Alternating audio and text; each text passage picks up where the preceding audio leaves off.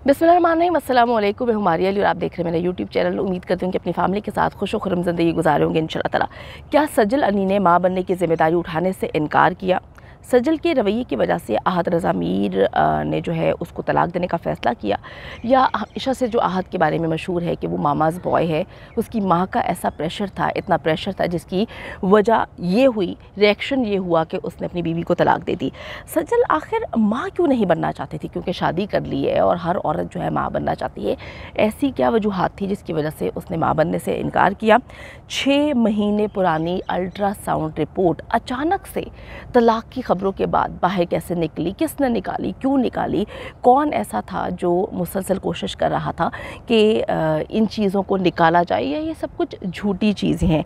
इन सब बातों का जवाब मैं आज की वीडियो में दूंगी कि किस तरह से घटिया नीच किस्म के झूठे इल्ज़ामात जो है वो सज्जल अली पे लगाए जा रहे हैं। जो कि हमेशा होता है कि जैसे किसी औरत की तलाक होती है या खुला होती है तो वो गड़े मुर्दे जो है निकालना शुरू कर देते हैं, ऐसी चीज़ें दुनिया में लेकर आना शुरू कर देते हैं जिसका वजूद ही नहीं होता। यही सब कुछ इस वक्त सज्जल अली के साथ किया जा रहा है। कौन कर रहा है? पीछे प्रोपेगेंडा क्या है? क्यों किया जा रहा है?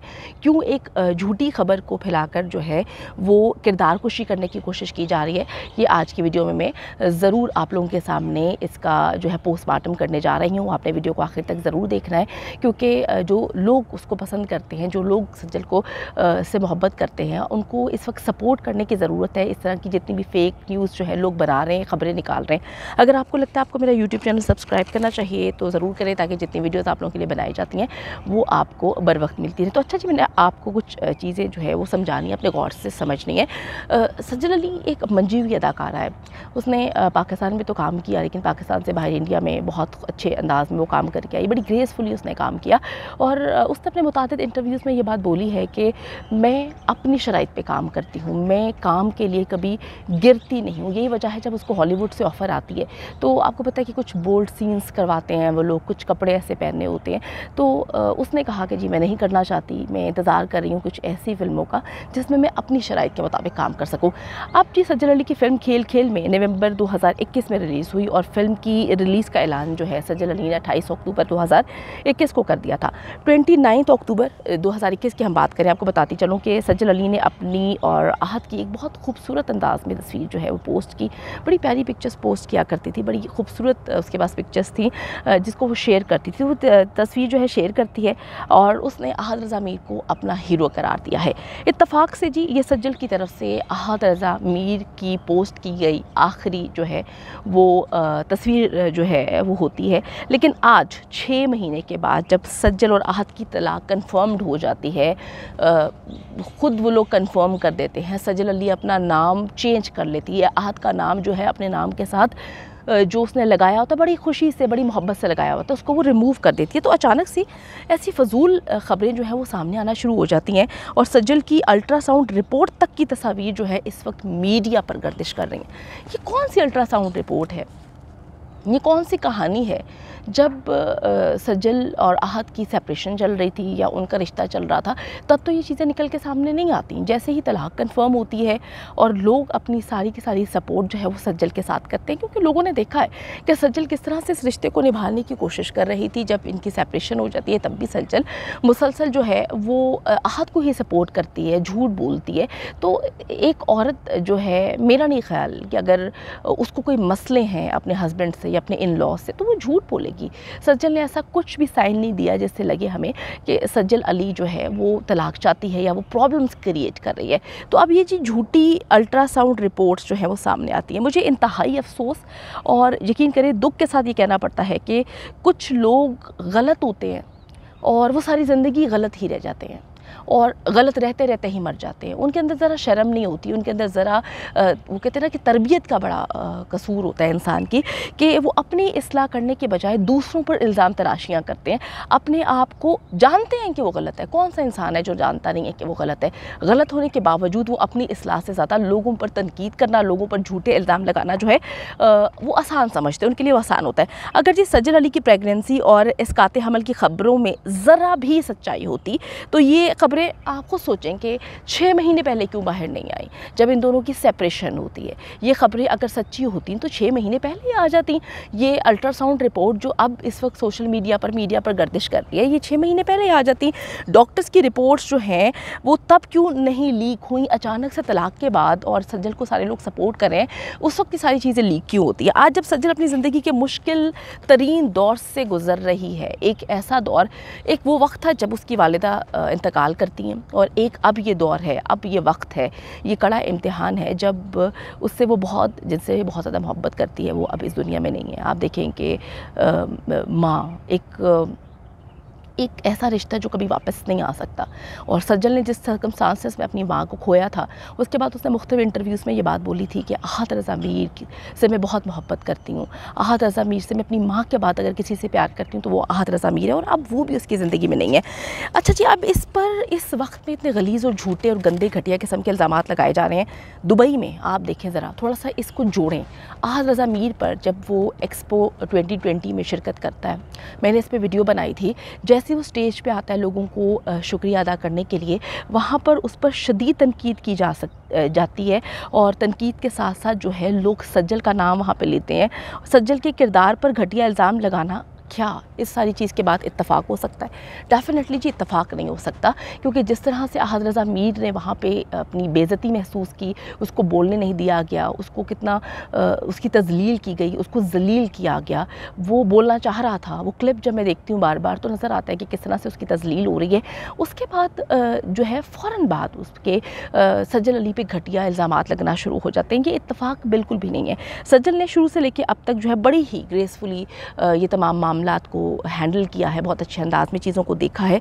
तलाक होने के बाद नाम तब्दील करना और ज़िंदगी में आगे बढ़ना हर लड़की का हक़ है।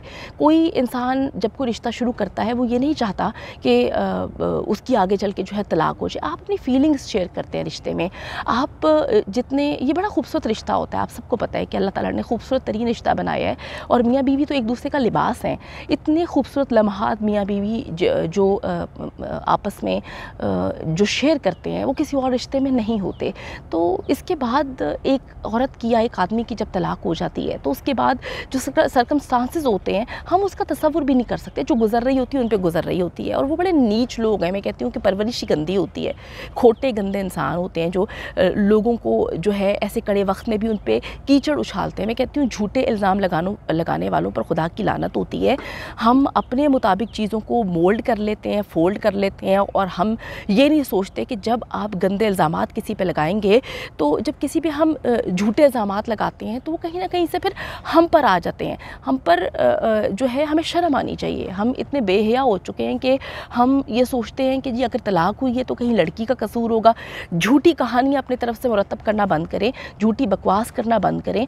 ये सोचें कि एक इंसान इस वक्त कितने बुरे वक्त से गुजर रहा है। आपने झूठी अल्ट्रासाउंड रिपोर्ट जो है अपने व्यूज़ के लिए, अपने चैनल्स को चलाने के लिए, अपनी कहानियाँ बनाने के लिए, स्टोरीज़ पैदा करने के लिए, उन दोनों के मामलात क्या हैं ये तो वो बेहतर जानते हैं। लेकिन आप किस तरह से गंदगी बीच में डाल रहे हैं, जो भी डाल रहा है उसको शर्म से डूब मरना चाहिए। शर्म का मकाम है कि आपकी अपनी भी घर में माँ बहन बेटियाँ हैं। ये सोचें, अल्लाह ना करे कभी किसी के साथ इस तरह से हो, लेकिन आप ये सोचें कि आप किसी की बेटी पर, किसी की बहन पर जो है इस तरह के इल्ज़ामात लगा रहे हैं कि जी वो बच्चा पैदा नहीं करना चाहती थी, उसने अल्ट्रासाउंड में जो है उसका बच्चा आ जाता है, वो बच्चे को मार देती है, वो मिसकैरेज करा देती है, अबॉर्शन करा देती है, मिसकैरेज हो जाता है, वो अबॉर्शन करा देती है, वो जान के बच्चा मार देती है, जिसकी वजह से आहत रज़ा मीर जो है वो नहीं रहता। यार इतनी ज़्यादा कमरों की बातें तुम लोगों को कैसे पता चलती हैं? कमरों के अंदर, घर के अंदर घुस के, डॉक्टर्स की अंदर घुस के, रिपोर्ट्स के अंदर घुस के, ये सब चीज़ें तुम लोगों को अपनी माँ बहन बेटियों की तो पता नहीं होती कि तुम्हारी जो है बहन इस वक्त कहाँ पर है, किसके साथ मौजूद है, या तुम्हारी अपनी बेटी क्या कर रही है। दूसरों की बेटियों की ज़िंदगियों में घुस के, उनके बल्कि अल्ट्रासाउंड रिपोर्ट्स में घुस जाते हो कि वो जो है उसने बच्चा मार दिया। तुम लोगों से पूछ के बच्चा मारा था उसने, या तुम लोग वहाँ पे मौजूद थे? ये फजूल बकवास करना छोड़ दें। और मैंने इतने सारे कमेंट्स मुझे आए हैं जिसकी वजह से मैं ये वीडियो बनाने पे मजबूर हूँ। नीचे लिखा हुआ बकवास, मेरी वीडियोस के नीचे आप लोग क्या बकवास लिख रहे हैं, क्या घटिया लिख रहे हैं चीज़ें कि जी सज्जल का कसूर है, सज्जल ने जो है पकड़ के वो अपना बच्चा मार दिया तो जिसकी वजह से आहत ने उसे छोड़ दिया। आप लोगों की कन्फर्मेशन ये कहाँ से आई है? आप लोगों के पास न्यूज़, आपके पास अगर कोई ऑथेंटिक ख़बर है तो वो शेयर करें। किसी की फैलाई हुई बात को आप पकड़ के, वो हम लोगों का हाल तो ये हो गया है कि हम वो गेम खेलते थे बचपन में कि कान में एक बंदा एक बात कहता था, जब 6 बंदों के बाद वो बात होती थी तो टोटली चेंज हो जाती थी। आप लोग यही कर रहे हैं। आप देखिए जी, किसी औरत पे आप इल्ज़ाम लगा रहे हैं, सोच समझ के लगाएं। किसी की ज़िंदगी का सवाल है, वो पहले ही ट्रॉमा से गुजर रही है, इस तरह से गंदी हरकतें ना करें। ऐसी बातें फैलाने से जो है वो गुरेज करें। और मैं आपको बताती चलूँ कि लोगों ने कहा है कि सज्जल ने फिल्म खेल खेल में जो है करने के लिए इसकाते हमल करवाया था और फिर अलैदगी हुई और तलाक हो गई। तो ये सारी कहानियाँ आप लोग जो है कहाँ से लेकर आते हैं?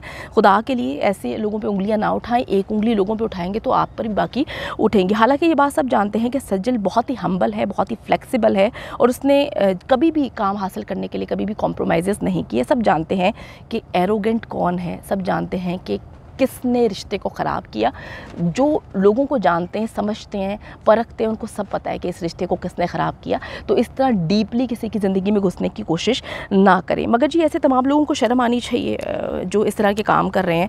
और हम सब जानते हैं कि कौन कौन सी अदाकारें जब पड़ोसी ममालिक में जाती हैं और किस तरह के वाहियात काम करके आती हैं। एक वाहिद सज्जल थी जिससे बहुत ही ग्रेसफुल अंदाज में ना सिर्फ वहाँ पे जाती है, अच्छे अंदाज में काम करती है। तो खुद सोचें कि वो अपने रिश्तों को क्यों गंदगी का शिकार करेगी, वो अपने मियाँ को क्यों लेट डाउन करेगी। तो मामलात को समझने की कोशिश करें।